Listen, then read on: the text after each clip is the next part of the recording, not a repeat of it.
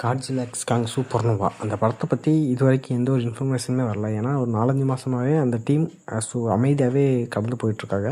அந்த படத்தை பற்றி எந்த ஒரு இன்ஃபர்மேஷனுமே வெளியே கொடுக்கல. பட் இப்போதைக்கு வந்திருக்க ரூமர் படி பார்க்கும்போது இந்த படத்தில் கண்டிப்பாக ஸ்பேஸ் காட்சியில் வரப்போகுது அப்படிங்கிற மாதிரி சொல்கிறாங்க. பட் அதில் 2 விதமாக சொல்லிகிட்டு இருக்காங்க. ஒன்று, எதிரியை சமாளிக்க முடியாமல் நம்ம காட்ஜில்லா தான் ஸ்பேஸ் காட்சியில் வரப்போகுது அப்படின்னு சொல்கிறாங்க. இன்னொருத்தர் வில்லனாக ஸ்பேஸ் காட்சியில் வரப்போகுது அப்படின்னு சொல்கிறாங்க.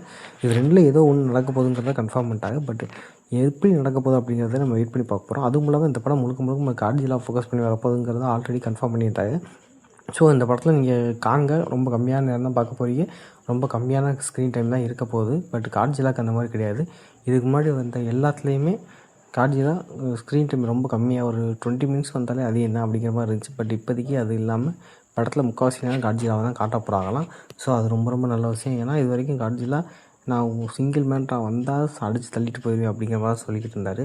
பட்டு இப்போ அப்படி இல்லாமல் படம் முழுவதும் வந்து அவருக்கான கேரக்டருக்கு மொத்தமாக கொண்டு வந்து காட்ட போகிறாங்க. அப்படி இருக்கும் பட்சத்தில் அது கண்டிப்பாக நல்லா தான் இருக்கும்.